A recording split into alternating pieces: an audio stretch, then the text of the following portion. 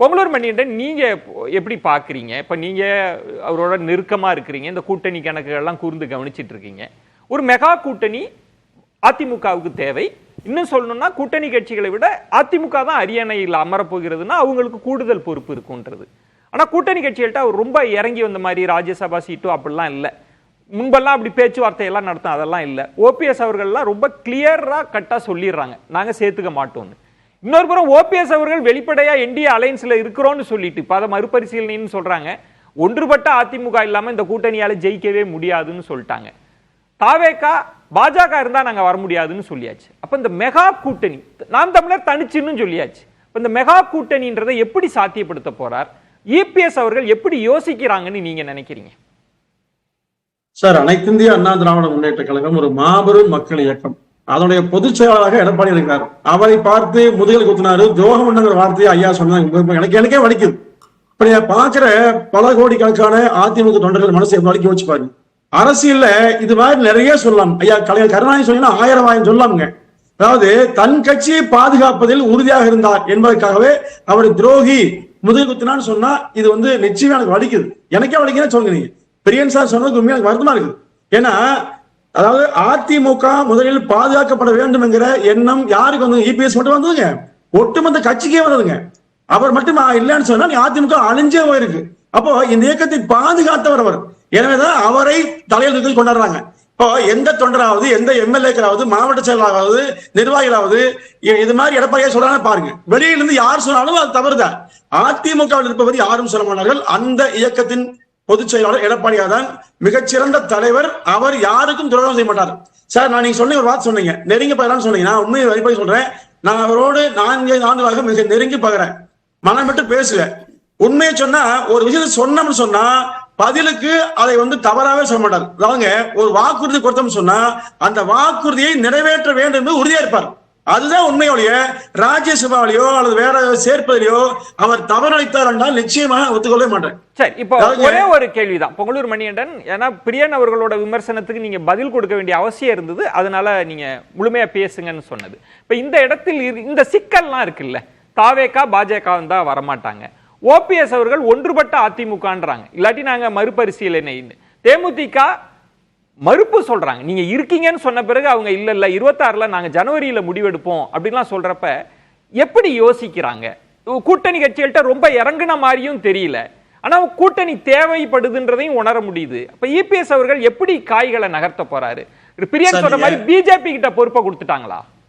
Sir, 2021ல அதிமுகவும் 75 MLA post தான் கொடுத்ததுங்க.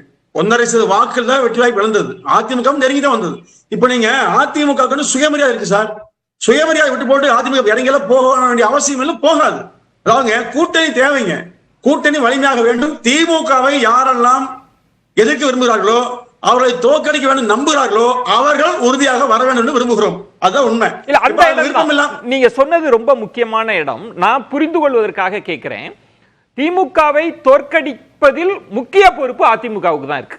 ஏன்னா கூட்டணி ஆட்சி கூட கிடையாது, முதலமைச்சர் எல்லா பொறுப்புகளும் அதிமுக தான். ரெஸ்பான்சிபிலிட்டி பந்து அதிமுகவிடம் தான் இருக்கிறது.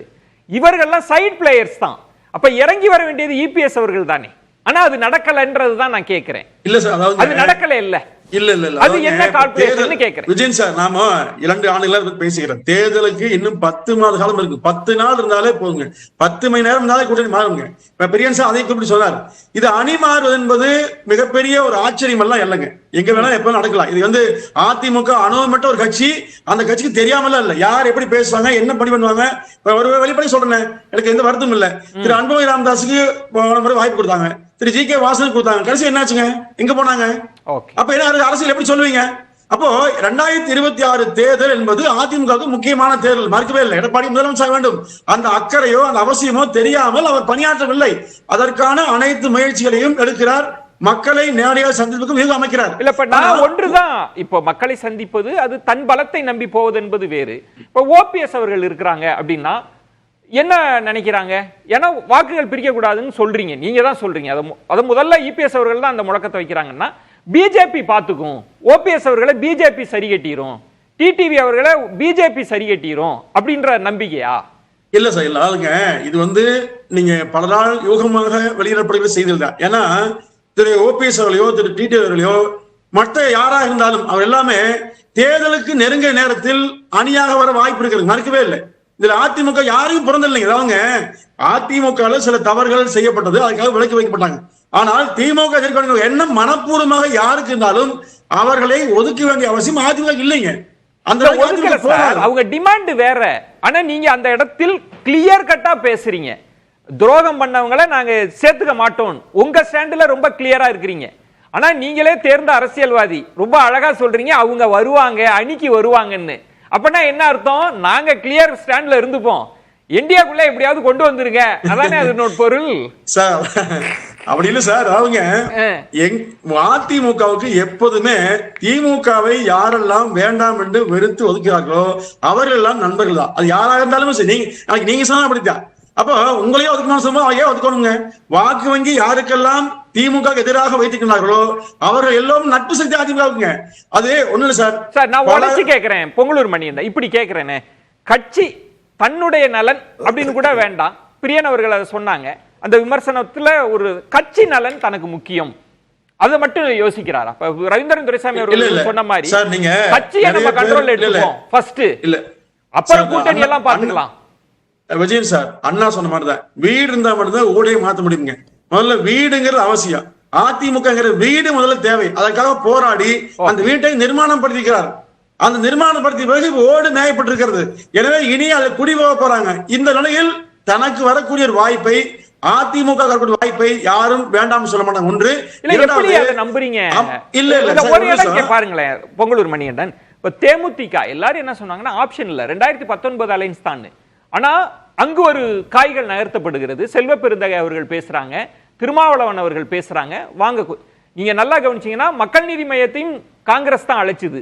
மக்கள் நீதி மையம் இன்னைக்கு அலைன்ஸ்குள்ளே போய் ராஜ்யசபா உறுப்பினராகவே ஆயிட்டாங்க. அப்ப தேமுதிக அங்க போகிறதுக்கான கதவுகள் திறக்கப்பட்டுருச்சு இல்ல? அதாவது சார் அதிமுக பொதுச் செயலாளர் தெளிவாக சொன்னாங்க கோயம்புத்தூர்ல, அதாவது அதே நிலைப்பாடுதான். தேமுதிக நட்பு சக்தி தான். தேமுதிகவை ஒரு காலம் அதிமுக புறந்தல்லாது புறக்கணிக்காது. அவங்க அது எந்த ஒரு கட்சியுமே தேர்தலுக்கு முன்பாகவே இப்போதே உறுதியா சொன்ன அவசியமே இல்லைங்க.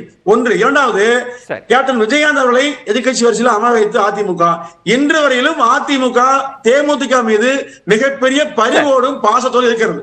ஓகே, அப்ப உங்கள் பார்வையில திமுக எதிர்ப்பு வாக்குகள் அணிகளை கட்டமைச்சிட முடியுன்ற ஒன்னும் கடைசி நேரத்துல இது நடக்கக்கூடிய வாய்ப்பு இருக்கு. எந்த பிரிவு வராது சார், எந்த பிரிவு வராது, சொல்ற மாதிரி வராது. எல்லோருமே பேசிக் கொண்டிருக்காங்க. நிச்சயமாக எல்லோரும் ஒற்றுமையா இருப்பாங்க. இல்ல ஒரே ஒரு கேள்விக்கு மட்டும் பதில் சொல்லுங்க. ஓபிஎஸ் அவர்கள் இருக்காங்கல்ல, ஓபிஎஸ் அவர்களை எப்படி டீல் பண்ண போறீங்க சொல்லுங்களேன். சார் நீங்க அண்ணன் ஓபிஎஸ் அவர்களோ மற்றவர்களோ யாரும் விரோதி எல்லாம் அல்ல. அதாவது ஒரு காலத்தில் ஒரு சூழ்நிலையில் ஒரு நிகழ்வு நடந்துச்சு, அதையே மனதை கொண்டு தொடர்ந்து அதிமுக போகாது. அதிமுக ஆரம்பித்தா தவறு இல்லைங்க. ஓகே.